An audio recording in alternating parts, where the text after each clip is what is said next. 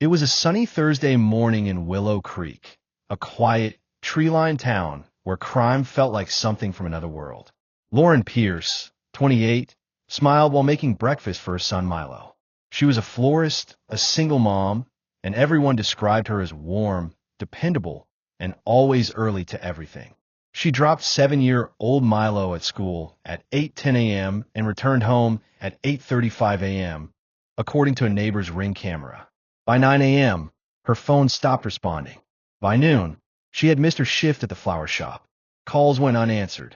Her best friend Cassie showed up at the house and found the door unlocked, Lauren's purse and phone still on the kitchen counter, and a half-filled mug of coffee still warm.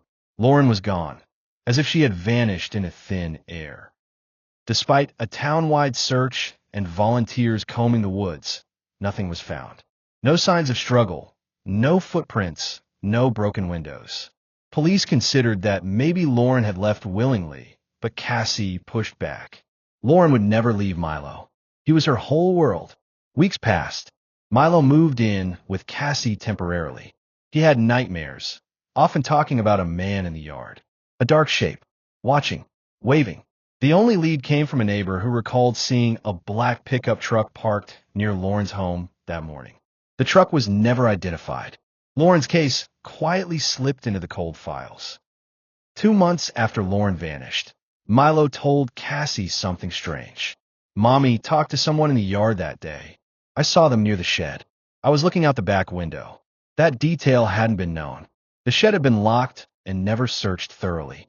Cassie informed the police, and they returned to Lauren's backyard, this time with dogs and ground-penetrating radar. At 3 feet deep behind the shed, they made a grisly discovery, a buried male body. The body was badly decomposed but had 2 shocking details. A piece of Lauren's scarf was clutched in the man's hand. The man had been dead for about 10 to 11 months, well before Lauren disappeared.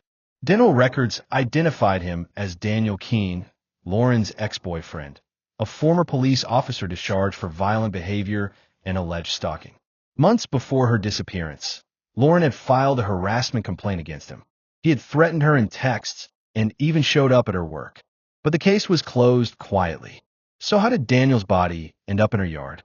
And what did Lauren know about it? Cassie returned to Lauren's house to help pack her things. While cleaning the attic, she found a sealed envelope with her name on it. "Cassie, open only if something ever happens to me."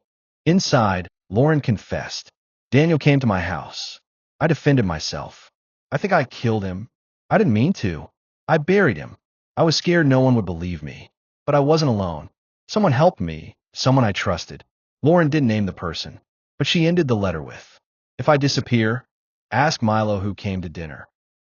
"Sweetheart, do you remember who came to dinner after Daniel stopped bothering Mommy?" Milo pointed at a photo of Detective Rob Alston, the officer who had taken Lauren's original complaint. He had been seen around Lauren's house often, sometimes even after work hours. Turns out, Rob and Lauren had started a quiet relationship. But after Daniel's death, Lauren wanted to come clean. Rob disagreed. Phone records, deleted messages, and GPS data all placed Rob's black pickup truck near Lauren's house on the morning she vanished. Confronted with the evidence, Rob cracked. He admitted Lauren had killed Daniel in self-defense and that he helped bury the body. But when Lauren insisted on telling the truth, Rob panicked.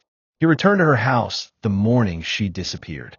He claimed it was just a talk, but investigators believe he strangled her and removed her body. Lauren's body was found 2 days later in a wooded area 15 miles out of town, wrapped in the same blanket she used for picnics with Milo. Rob was arrested and charged with second-degree murder, conspiracy to cover up a crime, tampering with evidence, abuse of authority. At a candlelight vigil held in Willow Creek Park, the town mourned. Cassie spoke through tears, holding Milo close. She was scared, but she protected her son until the very end. The town renamed the local community garden in Lauren's honor, Lauren's Peace. Milo, now living with Cassie, is receiving counseling. At the memorial, he wore his mom's scarf around his neck. He whispered, "I saw her in my dreams. She told me to be brave." Lauren's story reminds the world. The system meant to protect her ignored her, and the man who promised to help became her killer. At a candlelight vigil held in Willow Creek Park, the town mourned.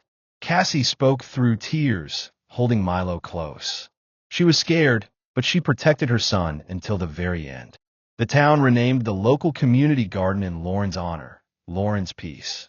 Milo, now living with Cassie, is receiving counseling. At the memorial, he wore his mom's scarf around his neck. He whispered, "I saw her in my dreams.